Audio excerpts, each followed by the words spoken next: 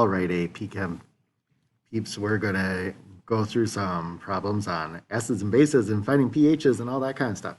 So we're going to start with this. Determine the pH of a solution of 0.0200 molar HClO4. So when we're going through this, we're going to follow the scheme. We always need to start off by writing a balanced net ionic equation.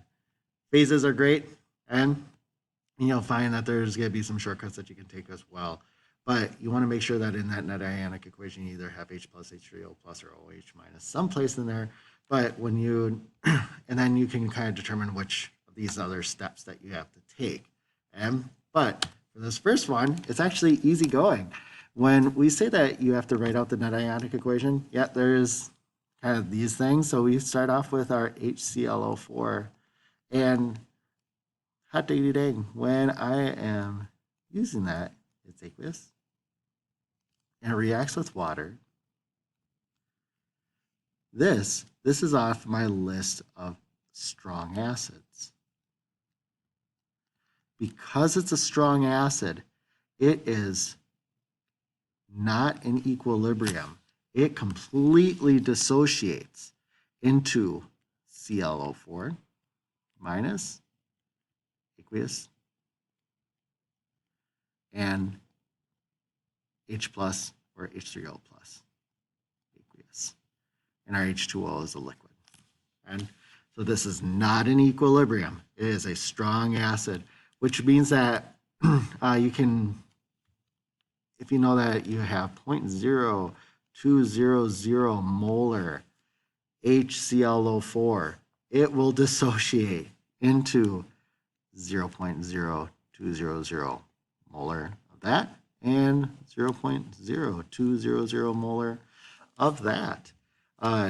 Or you could just really think of it as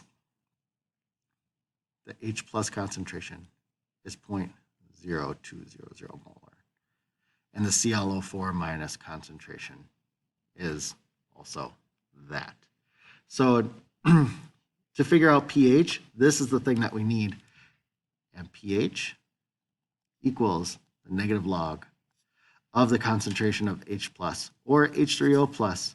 So we put in negative log of 0.0200 molar, because that is my concentration of H plus or H3O plus.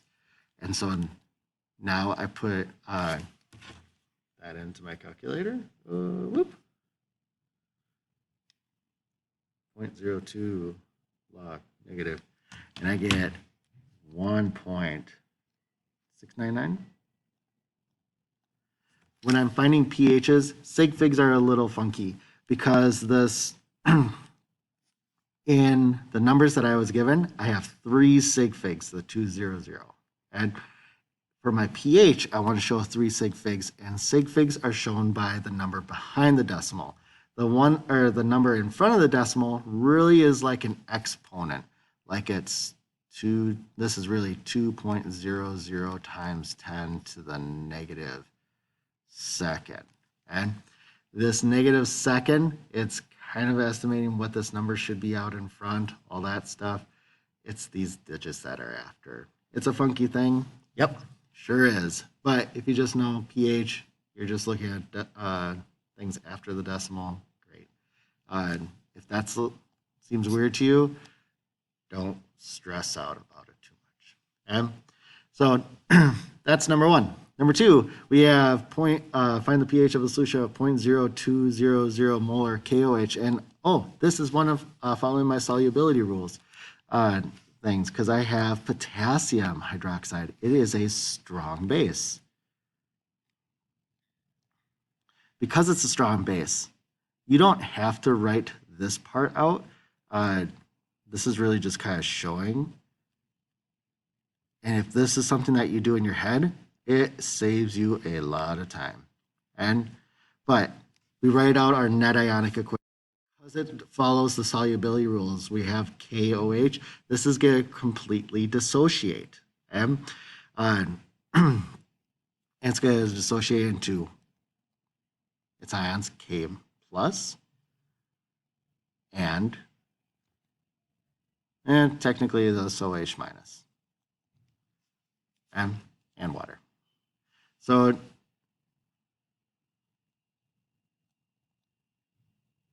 sometimes writing out the OH ones, they're kind of funky. And plus H2O. We can take out the H2O on this one. We don't have to worry about it. But kind of like what we said before, if we have 0.20 molar of this, that means that the concentration of these ions is 0.0200 molar, 0.0200 molar. But I don't have concentration of H+, which I need for pH. And instead, if I do this negative log thing, I could find instead POH, because that's the negative log of the concentration of OH minus. So I have that. So yeah, we could do that. And there's relationships that we can use between POH and pH, because if I do find POH, I know that the pH and the POH have to add up to 14. So let's do that. So POH is negative log of 0.0200 molar OH. That's where I'm getting it from. And then when I take that negative log, I get 1.699. I like what I did before, but that's now my POH.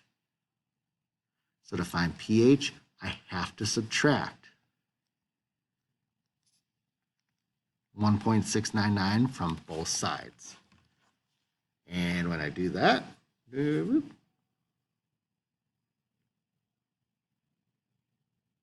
end up with pH of 12.301.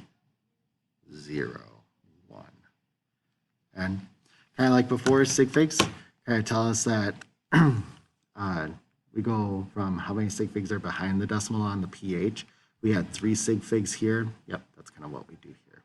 But these things should be kind of make sense on what we mean by pHs. We have a higher concentration of this acid, so we're going to have a higher pH. Here we have a higher concentration of a base, so our pH should be basic.